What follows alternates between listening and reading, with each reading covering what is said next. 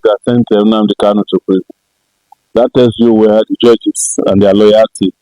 But I've not seen the judgment. I want to preempt what he said, but I've also always stated that some of these cases will fall apart while you are no longer paying attention. And when the people who are being prosecuted say the right word, maybe Abba Kyari has joined the APC, who knows?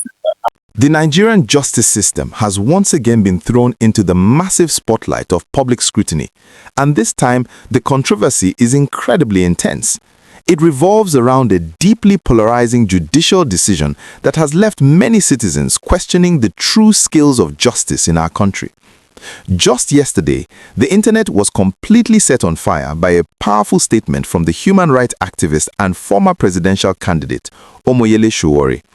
He took to his platform to loudly declare that the very same judge who recently handed down a life imprisonment sentence to the leader of the indigenous people of Biafra, Nnamdi Kanu, has just discharged and acquitted the highly controversial and suspended Deputy Commissioner of Police, Abba Kyari.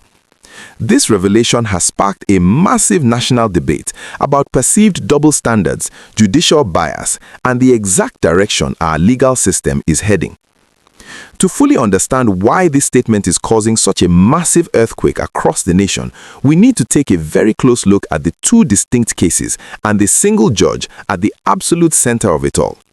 The man wielding the gavel in both of these monumental cases is Justice James Omotosho of the Federal High Court in Abuja.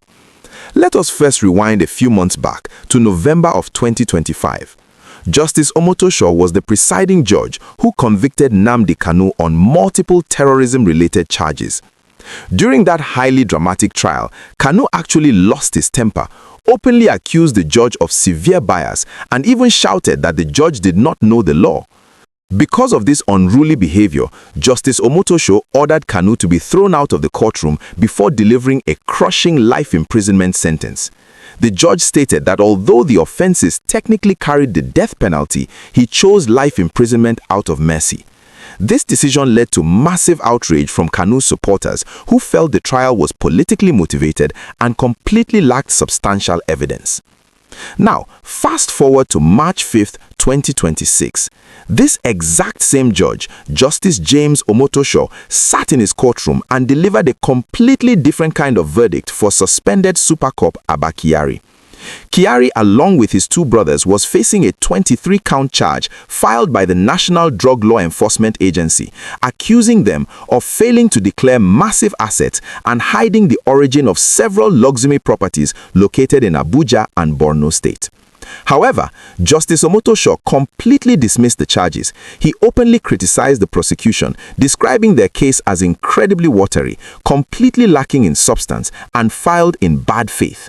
The judge went as far as saying it was deeply baffling and quite unfortunate that a man who had served the country so bravely by handling dangerous assignment would be rewarded with such ridiculous and baseless charges. With those words, Abba Kyari and his brothers were completely discharged and acquitted of the asset declaration charges, although Kyari still has a separate ongoing drug trafficking case before another judge. It is precisely this massive contrast in judicial tone and outcome that prompted Omoyele Sowore to draw the sharp comparison that is currently dominating the internet.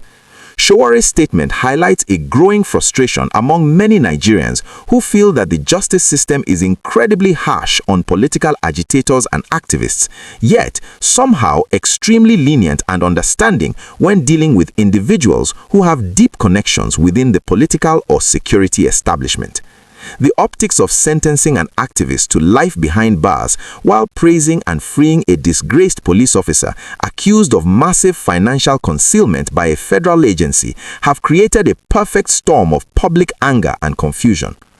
If you are finding this breakdown of our justice system informative and you appreciate a platform that brings you the raw, verified facts without sugarcoating anything, please take a quick second right now to smash that like button. Liking the video is the absolute best way to ensure this crucial national conversation reaches the screens of millions of other patriotic citizens who deeply need to understand what is happening in our courts. Also, please make sure you hit that subscribe button right now and quickly turn on your notification bell. We depend entirely on your amazing support to keep bringing these vital, honest updates directly to your screen every single day. So please ensure you join our growing family as we continue to expose the truth.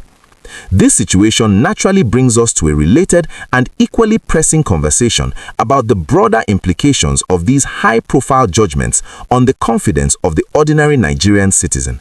When the National Drug Law Enforcement Agency, a heavily funded federal body, brings a 23-count charge against a high-profile suspect, the public naturally expects a watertight case.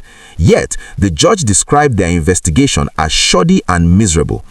Does this mean our prosecutorial agencies are simply incompetent, or is there a deeper, more systemic issue of deliberate sabotage when certain powerful figures are on trial?